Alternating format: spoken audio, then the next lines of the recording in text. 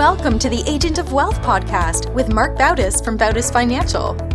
In this podcast, Mark helps guide you towards financial freedom, ensure you never run out of money, and create a balance in life that prioritizes what is most important to you. Join us for this journey as Mark draws from years of expertise and guest experts to solve the multiple wealth building challenges involved in your financial life.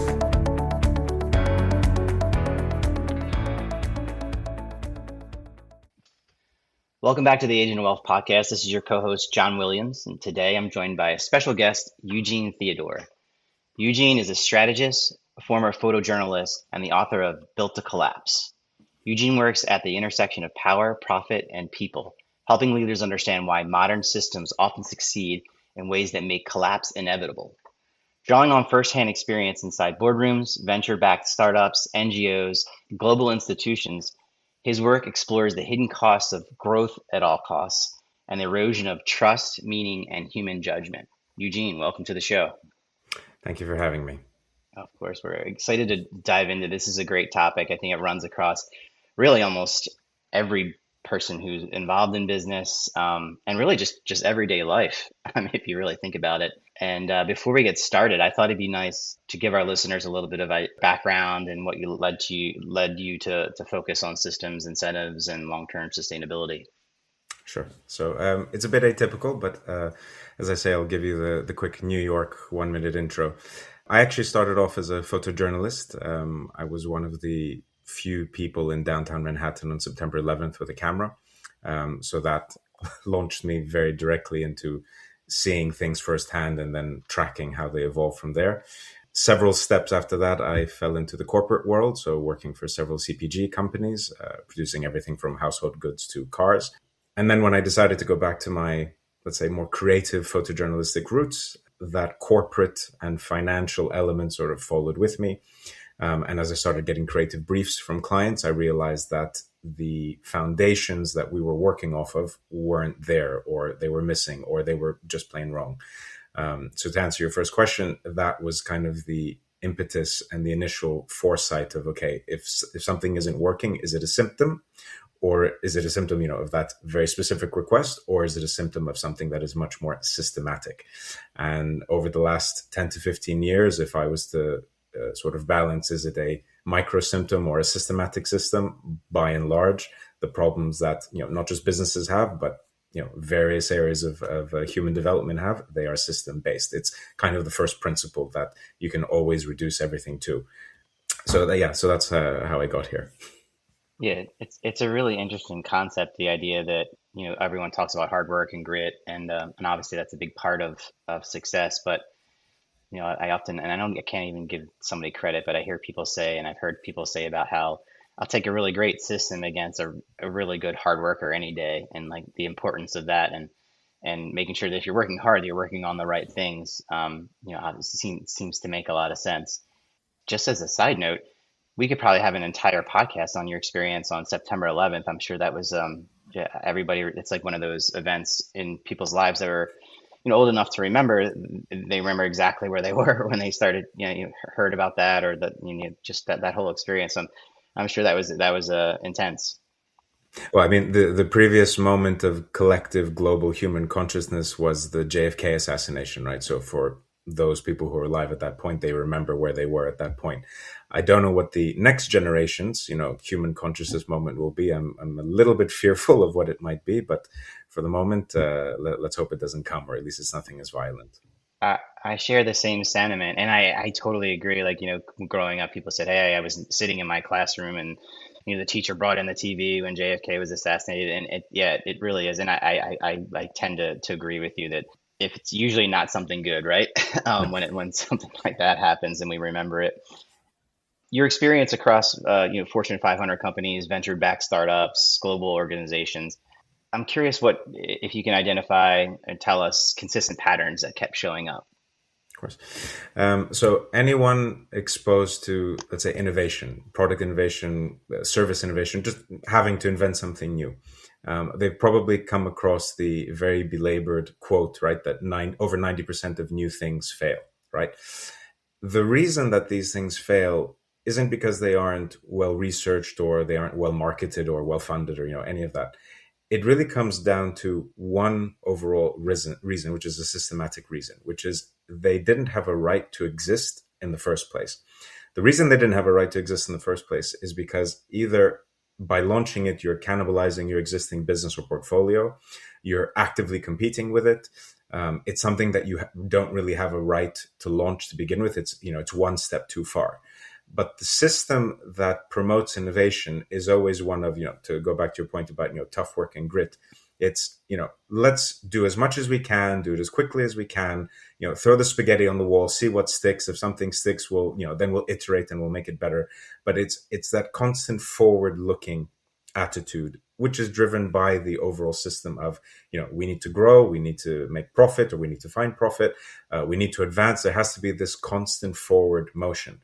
We're not happy just sort of treading water and sitting still. And that goes for $100 billion businesses. If you talk to $100 billion businesses and they're bored and say, aren't you just happy maintaining yourselves at that $100 billion level?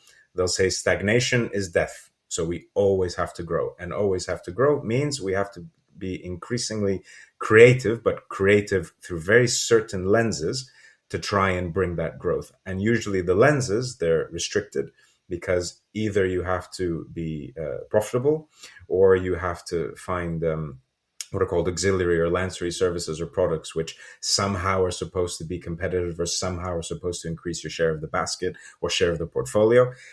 And if those are the only metrics that are being used, then the result of that is, again, either that cannibalization, that kind of internal competition. And all of that filters down, not just from an innovation point of view, but it impacts all the functions in the company. So I'll give you another example. Again, let's take this $100 billion not so fictitious company. If you have 50,000 employees and at the end of the year, they need to be evaluated, right? For promotion, for salary increases, right? Because everyone is supposed to be constantly growing and improving. And you tell them, you have to show me the one thing you did on the business that fundamentally changed the business. And in that $100 billion company, just for the sake of argument, let's say you just have one product. Imagine 50,000 people trying to pull that one product in 50,000 directions, because each one of them, according to the system that's been given to them, are told either you do something significant or you don't count. You don't get promoted. You don't get the salary increases. We don't value anymore. We fire you. That one product is not going to survive for very long. And that's where you get, I'll quote some very spectacular crashes. You might remember the Tropicana packaging change issue, right? Where we went from the very, 30 years of untouched, amazing Tropicana brand to, a carton that you had no idea what it was selling. That was the result of this kind of system incentivized process. Someone had to change something. This was the change. They pushed it. They got it. And for the short-term impact, they got the tick box. They probably even got promoted. But the long-term effect on the business and the system that they were supposed to be serving obviously wasn't there. That's really interesting. I mean, the energy of 50,000 people, and this probably happens a lot, that they're being sent out, and most of those people, there's a bell curve there, but want to be successful, and they're working really, really hard. And they can be pulling the company in a completely wrong direction because, those incentives are just not in line with what could potentially be a long-term success. Not using necessarily the name of companies, but do you have any examples of like what something like that looks like removing inefficiencies, that were actually protecting some of these things that were actually like harming the company? So since AI is a big topic, I'll revert everyone's attention to your basic average AI chatbot, right? Now you can't interact with a company almost anymore unless there's at least some kind of, I call it interfering, but an AI chatbot interface. It used to be just a simple Q&A chatbot. You could always bypass it and say, give me the human support or the live agent, or put me in touch with a human. Now, most of the time, you can't even get to that level. You just get stuck in these infinity loops. Companies have looked at AI specifically within the customer service area to say, listen, in the US 50 years ago, we had American-based customer service centers, call centers. Then they went offshore, they went to India, they went to wherever they went to. And then AI came on the scene a few years ago, and they said, what, we don't even need these humans, even if they are 500,000 miles away. AI and chatbots can replace all of that. It's much more efficient. Obviously, we can process more requests, deal with more requests. probably get through the bulk of, support tickets and whatever in a quote unquote more efficient manner. The issue is that by systemically defaulting to, again, chatbots, which for the most part have not necessarily been developed in-house, right? So because no company has that AI expertise, or within the AI family of expertise is the sub-function of AI chatbots, customer service chatbots, technical service chatbots. Like each one of these is its own niche and has its own academic rigor that's needed. So they've most inevitably outsourced this to some agency that has done it for them. The agency has given them, again, they have their own systems. They say, here, fill in this 10-page questionnaire. And based off of this very myopic and very limited point of view that we're allowing you to share with us, we will create your custom AI tech support chatbot. Anyway, if you take all this in mass and you multiply it, even just, we'll stick to this $100 billion fictional company. They have their chatbot for tech support, their chatbot for customer service, their chatbot for missed deliveries, whatever, for logistics. And this is how they've been built, because their system said, outsource it to an agency. It's cheaper than developing it out in-house. The agency had its own system saying it's cheaper to sort of try and funnel everyone through these 10 pages of questions and not actually get into the real grit and the real understanding of what this company is and how they function. You then end up with a cohesion of these systems which were never compatible to begin with. And the end result is that you and me as a customer, a consumer, a user of whatever product or service this is, you get stuck in these systems where you can't solve your problem. You can't get in touch with a real human who could hopefully solve the problem. And in the end, again, looking at it from beyond the single interaction, but from the long-term point of view, as a customer, as a consumer, you will probably stop buying from that company, stop spending money at that company. And at some point, you might actually get quite angry and start giving it bad reviews, bad-mouthing it, not recommending it to your friends anymore, or going to the other side and telling people actively not to use it. So all of these are ripple effects, which, yes, if you take the one angry review on trustedpilot.com, you say, okay, that was just one hack who was extremely pissed off with his late delivery. But these things compound. And the thing is that the current systems don't, seem to ignore that entire side world that they're creating.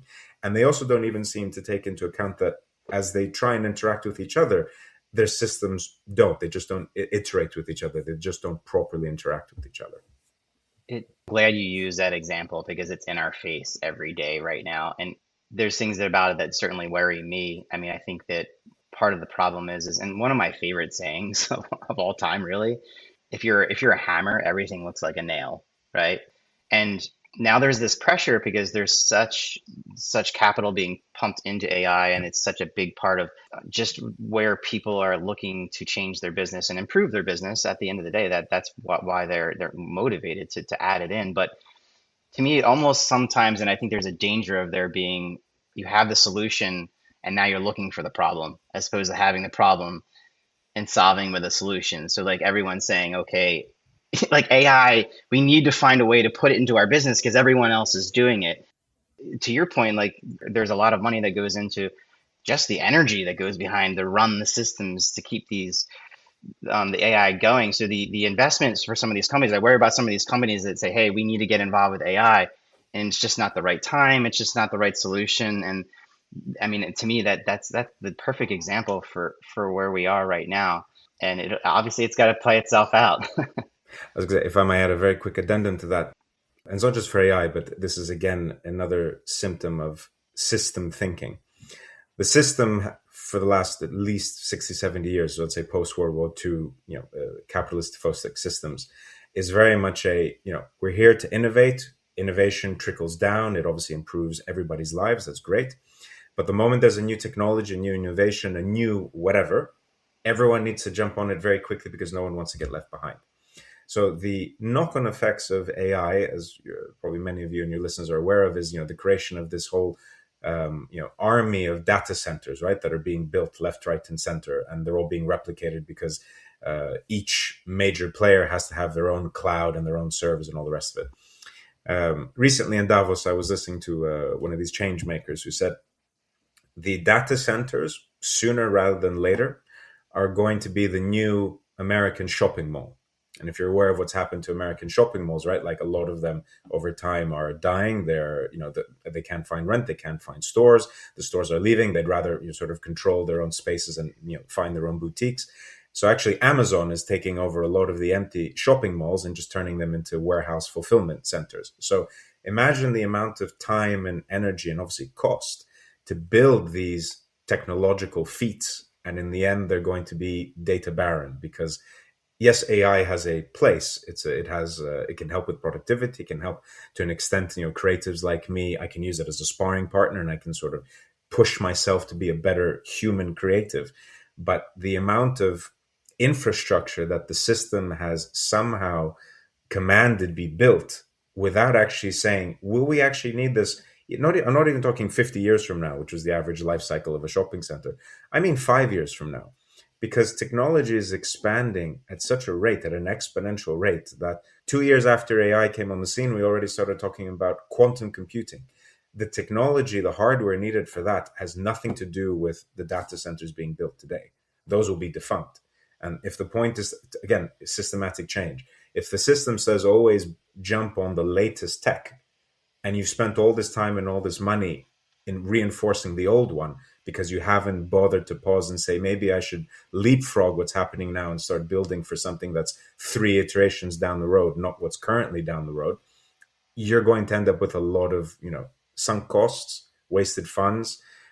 Obviously, the ripple effects this has across, the human element, right? I think a few weeks ago, there was another mass firing at Amazon of 10,000 people, 10,000 real humans, who, again, they'll probably be hired back 6 months later to try and do something else. But it just creates all this commotion for very little end benefit. Yeah. On the wealth management side, I try to warn clients as to, like NVIDIA, obviously they're at the forefront of this, and, it's one of the first names you think of.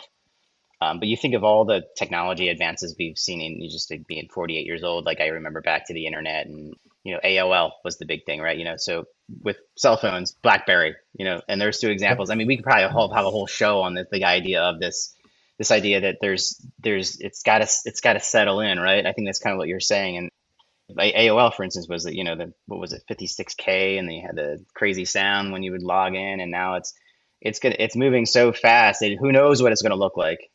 It was so novel that even Hollywood decided to make a movie. Yeah. So I want to take a step back, like to more of a high level, and talk a little bit about profitability. And I don't want to say a big fan. It's kind of oversimplifying it, but like capitalism, I believe in the strength and the power of capitalism. But I also am I'm realistic, and I feel like maybe smart enough to realize that too much of a good thing becomes disruptive. And I think that's one of the things we're seeing right now. And we're always going to see is that the strength of capitalism. When does it become too much, and when does it become disruptive? I'd love to hear your perspective on how that you're seeking profitability and growing too quickly can create like blind spots, and what you've found and how you've studied that. So I need to provide a very small definition, let's say reminder of a definition, right? So profitability in the strictest sense means that after you spend everything you need to spend to bring something to the market, it could be a financial asset, a product, whatever, you make 1 cent more than that cost, and that's your profit, right? If you make at least 1 cent more every time you sell this product service, you are profitable. Profitable at growth or hyperscale growth, these are not about profit. These are about timelines, right? Can you be profitable to a certain level or by a certain multiple in a certain amount of time? So traditional capitalism, again, post World War II, the world was rebuilding itself. It needed capital. It needed capital to flow, and that's how many fortunes were made, and in a responsible and good way. It was just simply, let's build something. Going back to your point before, we find a problem. We build a solution for it. We obviously make sure that we can afford to build the solution and sell it at a marginal profit. So not 1 cent, but $1. And then that dollar obviously goes back into the company. It goes back into shareholders, if we have shareholders, and everyone sort of wins.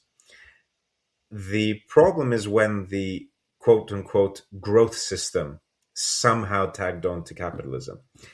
And that growth, again, with the, the level of growth and also the timeline for that level to be reached, the manner for it to be manifested.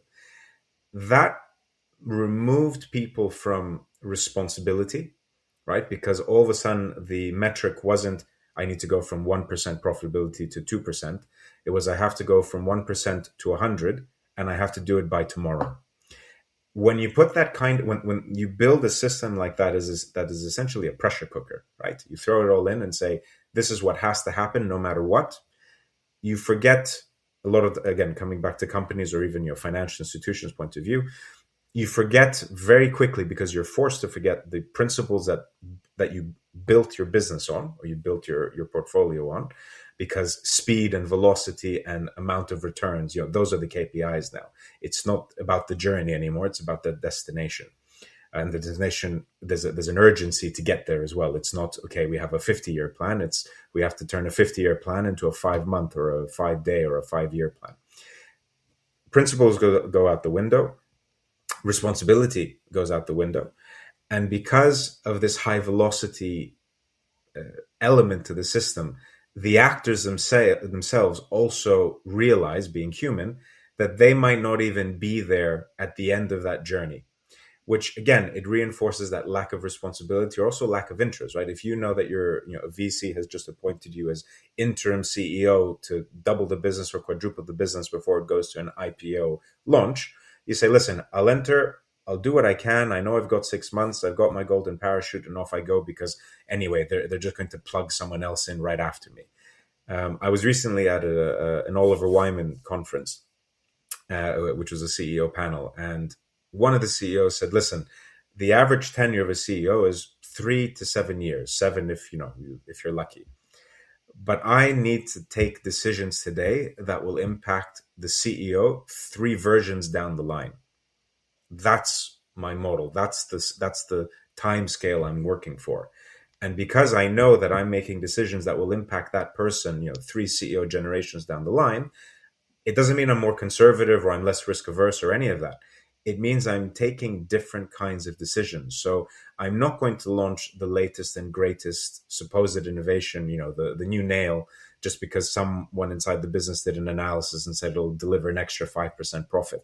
I'm not interested in extra 5% profit this year. I'm interested in 5% compounded over the next 30, or 2% compounded over the next 30, which is a far greater return. The problem is there's fewer and fewer people who can survive in the current system with that mentality. That system is obviously also not producing people to think that way. It's cutting them off early. So now when I go, for example, back and I do business mentoring, even at some of my clients, I'm going up against the resistance, which it's not a malicious resistance. It's just that we don't know any better, because we've been trained to think short term, to think for tomorrow, to think about the next quarter, to think about, getting the promotion at the end of the year. So I will pull this business into 50,000 directions because that's what I've been told to do, to validate myself. And these are all competing systems, which, again, at least if they worked with each other harmoniously, right? So the employee was briefed in the same way, the product designer was briefed in the same way, the salesperson, the markets, at least if they all shared the same philosophy and shared the same systematic thinking, fine. But even within, there's so much contrast and so much agitation between them that it ends up compounding into, some of the big explosions that we see. Enron, one of the biggest American utility companies, was pre-booking profit. So they were booking sales 2 years in ahead, and they were saying that they'd processed it this year. They collapsed. They brought down one of the biggest, accountancy firms with them. Why? What was the why did you have to somehow inflate your numbers to book 3 years down the line growth today, rather than say, listen, this year we didn't grow, and that's fine. But guess what? For the next 3 years, we have an amazing pipeline, right? So these are the dynamics that are at play. Yeah, and as you're talking about this, which makes a ton of sense, and that power, and that sometimes you see somebody do something incredibly wrong that seems like a good person and like a really smart person, but there's a lot of levels to this, right? It's not just like the company, it's the actual person. And I have some personal experience with this, and I just remember thinking at a certain point within my career, there was certain things where it seemed like the company, what we were looking at as the management was kind of in line to what they wanted to get done. But there's also the idea that these employees, they probably a lot of times know what's going on or feel what's going on. You know what I mean? Like, for instance, like that someone's told to do something, just push to sell a widget in a certain way. Let's call it that way. Say, hey, like I need you to go out and sell it in this way, right? And you're like, well, no, that's not right for the company. And so you're forced to wake up and work really, really hard on something that you know is, I want to say wrong, but like you see a better way to do it, right? You're like, no, I've been doing this for 12 years. Like this is not the right way to sell the widget. Like we should be focused, and you say that to the person who's managing you, but they're being told, hey, sell the widget this way. And you tell them, they're like, hey, I don't really care. Like you need to sell the widget this way.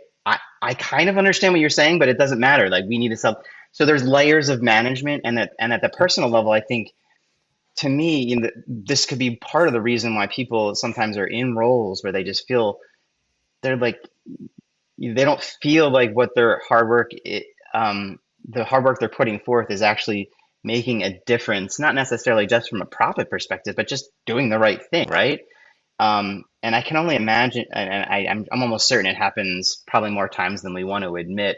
Do you have any experience with that? Just like the employees themselves, and like how that potentially, I mean, is there any feedback there? So it's a good point. So when I'm brought in usually to work on a project, I call it firefighting, right? So there's again a symptom that the business or the family office or whoever they have, and they say, "We see this symptom. Can you help us treat it?" Inevitably, I don't have to dig very far. There's a much more again systemic issue. Now, it could be something that is fundamental to their existence, something quite core, or it could be a core operational issue, which is the elements you're touching on. For those clients where I sort of am brought in and I see that the company culture, right, the employee culture is one of feedback isn't really accepted, tolerated, and definitely not asked for. If it is offered by the slightly less hesitant employee or the slightly more naive employee, it's very quickly shut down or quickly ignored or passed over. Unfortunately, I can't say that those kinds of companies cease to exist. There are several of them which are, they're dinosaurs, and they will continue to lumber forward, probably because of their sheer size and economic abilities.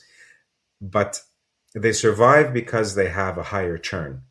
So those employees, especially the ones that are slightly more awake, slightly more conscious, slightly more responsible, they will very quickly say, the way this company or this business does business is not aligned with me. And yes, okay, I know I have to continue earning a salary. I have a mortgage, I have kids, I have whatever. But if the opportunity presents itself for me to jump ship, I will be the first one to go. And that is actually, without turning this into a management discussion, there's something called the Peter Principle, which in short says the least capable people in an organization will rise the fastest, right? Because the good ones, they get fed up, they get angry, they get frustrated, and they leave. They go somewhere else where, again, there's a better alignment with who they are. The very worst performing ones obviously can't afford to move because they don't know if they'll be able to move. So you have that kind of mediocre, and then and a mix between the mediocre and the low, who the slightly more motivated ones will progress. And then you have a lot of very huge companies, legacy fortune managers, etc., who are a bunch of basically very mediocre people who, they're there because they survived the attrition of everybody else, not because they've had an original thought, they've challenged the system, they've tried to do something positive. And I'm not saying good or evil, just positive. If positive is profit, fine. If positive is growth, fine. But again, under what terms and in what ways and under what timelines? Yeah. With that said, like I think that I want to take a step in a different direction and talk a little bit about governance. And that's what role it plays in either protecting or undermining, whether it be capitalism or just like the resilience of business.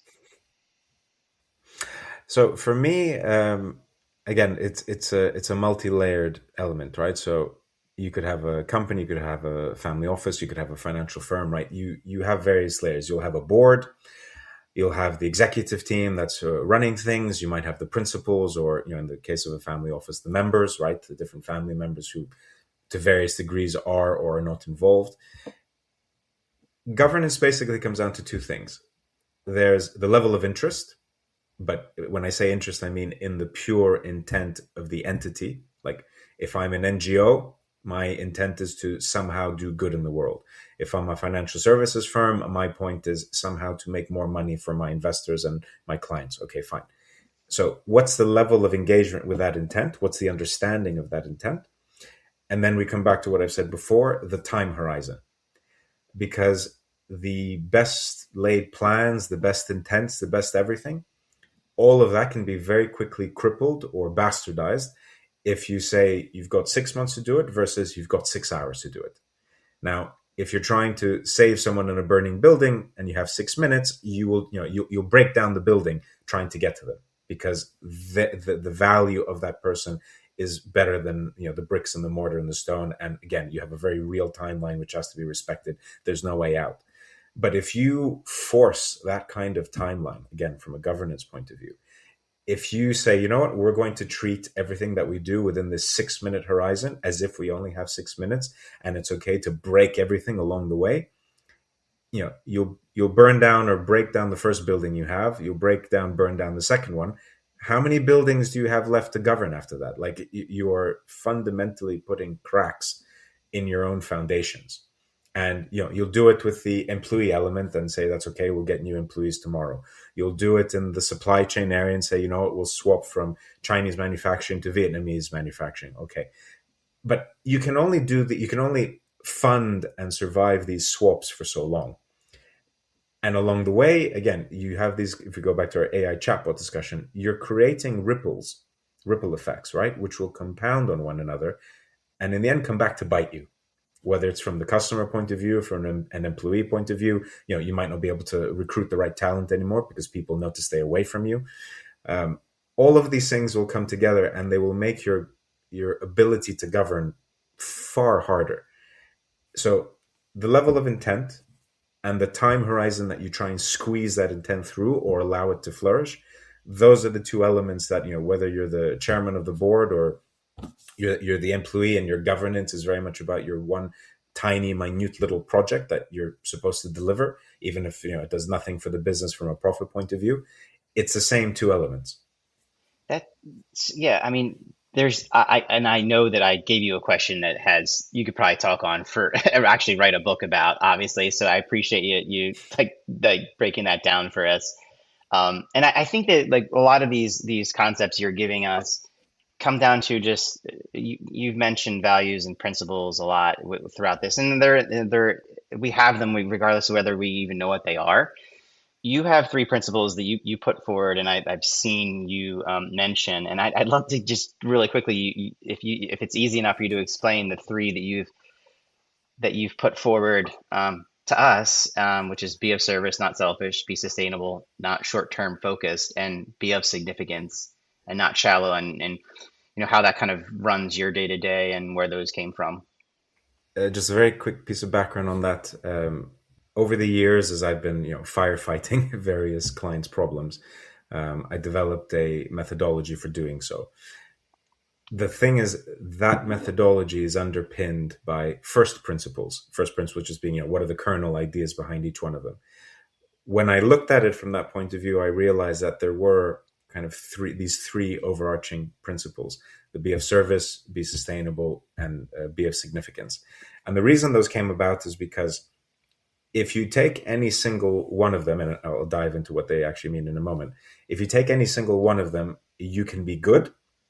If you take all 3 of them together, you can be great. And again, great is up to the eye of the beholder and the definer. But a lot of the time, companies, or not just companies, anyone trying to do anything, they will trip and fall if these 3 principles are not respected. So what are they? The be of service, not be selfish.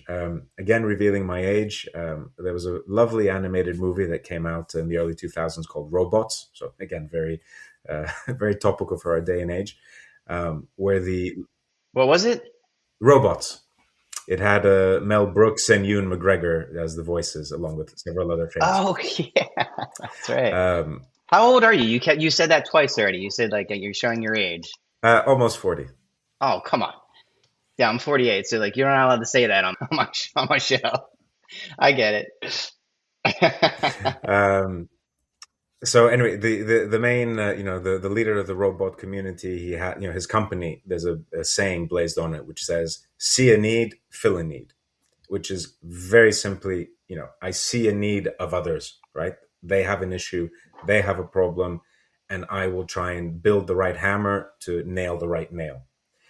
Anytime you have a business, especially if you start entering the startup world or the private equity world with small businesses and investors, anytime, at least the way I've seen, that yourself comes first. So yes, you might be curing cancer, but you're curing cancer because you actually want to make $1 billion and buy 5 villas. It's not that you don't deserve the $1 billion. It's not that you don't deserve the 5 villas. But if that's the impetus for you to go out and cure cancer, and if at any point in time you do some kind of evaluation and say, you know what, doing what I'm doing, I'm only going to get 4 villas, so it's not worth me curing cancer. That's the split in the road. That's the fork. You have to be other person focused, which again is not natural. Like in nature, the system of nature is very much, every individual animal has to take care of itself first and foremost. But if we're supposed to be the evolved species, part of that evolution is taking care of someone else first, right? That's principle one. Principle two, be sustainable, not short term. I use the word sustainable in its purest form, as in something that makes sure that it's regenerative, that it takes care of itself. It makes sure that it survives tomorrow. There obviously, the ESG point of view, from a climate point of view, from an energy point of view, all of that those are elements of it. But at its base, it's just about, I will worry about tomorrow, not just today. And again, it goes back to what I've said before, right? If you can have the best intentions, the intent, right? That's the be of service to others. If you squeeze that into that 6 minute or 6 day or 6 month time horizon, that's not sustainable, because you are going to force cracks in the system, which you could otherwise very clearly avoid, and probably build better systems to override them. And the last principle, the be of significance, it's kind of the stretch target. Think of it that way, right? So you can help others, you can do it in the right way over the right time, the right time period, so you make sure you can continue to help them. But if you are going to help someone, we're not talking about. It's always nice to help someone cross the road, but if the road itself is broken, I'd rather fix the whole road so I could help many more people. Again, in very real ways. So it's not the kind of new age social media. I need to have 1 million TikTok followers, and every time I post something, it needs to go viral. But 7 seconds later, the client has swiped to the next, influencer. I'd rather impact the lives of 10 people and fundamentally change their lives than try to grab the attention of 1 million. And again, 7 seconds later, they don't even remember who I am. So it's, again, that stretch target to say, listen, if you're going to go through this whole process of building something to change someone's life, to improve someone's life, and by extension, your own, and you're going to do it in a way that is sustainable, that is long-term focused, that can maintain itself, obviously the end deliverable of that should mean something to someone. Now, you might pick a problem to solve that, again, it only will solve the lives of 10 people. Again, going back to the pharmaceutical world, there are several diseases, dozens of diseases, in fact, which can be cured, but pharmaceutical companies don't, because the level of investment that's required doesn't warrant the 100 people on the planet it's going to help.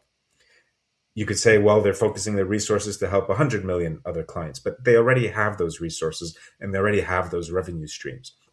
If, again, going back to principles, if, as they state on their lovely, beautiful websites, they're here to save humanity and improve humanity, then if you have the resources and the time and the intelligence and the human capital available to you, you will also help these pockets of 100 people here, 100 people there, even if it's not profitable per se.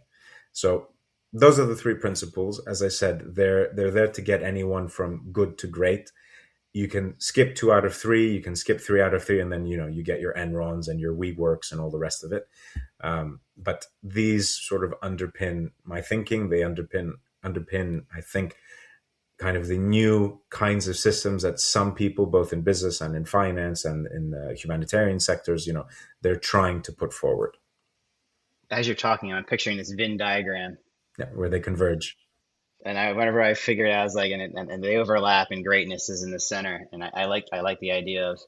I'm also thinking of Meatloaf. I don't know if they're for Meatloaf fans, like 2 out of 3 ain't bad, but it's probably not gonna work here. That's great. Thank you for sharing there. So that's all. This is a great conversation. I mean, that's all the questions I have for you today. Really, thank you for sharing your expertise and your experience and your book.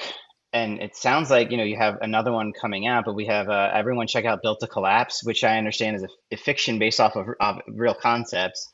And personally, I look forward to checking it out myself. But it sounds like you have a new book coming out. Maybe really quickly, you could tell us about that. That will be nonfiction, I believe, right?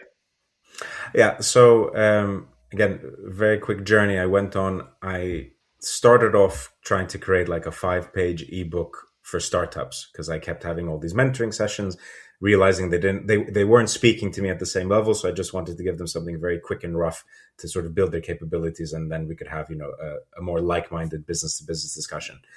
The 5-page ebook turned into a 500-page manual, mostly because that process I mentioned before, which is actually called Pathfinder, which is 10 steps. Every time I was dissecting the step, I had to bring it back to these 3 principles and demonstrate how each of these 3 principles plays out along that process. And that just added and added and added and created this behemoth of a text, which gets quite heavy. So I extracted the principles, I put them into this business fiction, Built to Collapse, which follows the life of a VC fixer. So he's been hired by a VC to fix certain companies in their portfolio and make them profitable again. And as he meets the different businesses that are in the portfolio and the business owners or the business teams, he understands that the system that he's been refining for or fixing for isn't probably the system he wants to continue supporting and being in. Now, book 2 is the continuation of that to say, listen, if you understand these principles, you agree with these principles, and you'd like to take them further, here's the non-fiction way to do so. Here are the 10 steps. There's case studies. There's very good examples. There's also work exercises. And the point is, you can use this book to build a business, but more fundamentally, you can use this book to understand who you are, understand what you can offer to the world. And you can be an independent business owner, you can be an employee, you can be a family office manager. It doesn't matter. What can you do for the world? What problems are you open to solving and capable of solving? And then lastly, how do you then communicate that and connect with the various audiences, right? So how do you find those initial 10 people whose lives you're going to disproportionately impact? And by doing so, you will find the next 1,000 and the next million, but in a quantified and qualified way, not because, you danced on TikTok or did the ice bucket challenge. Excellent. We look forward to that.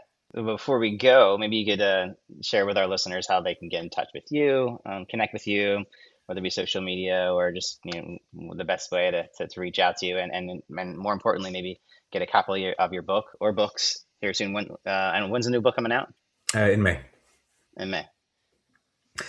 So easiest way is just me.com, so eugenetheodore.com. You'll find all the information you need on what I do, how I do it, the books, links. Obviously very happy to continue this conversation with anyone that it sparked some ideas with, or just have a happy repartee. Great. We'll include all that information in the show resources, of course. Thanks again, Eugene. It was great to have you. And thank you to everyone who's tuned in to today's episode.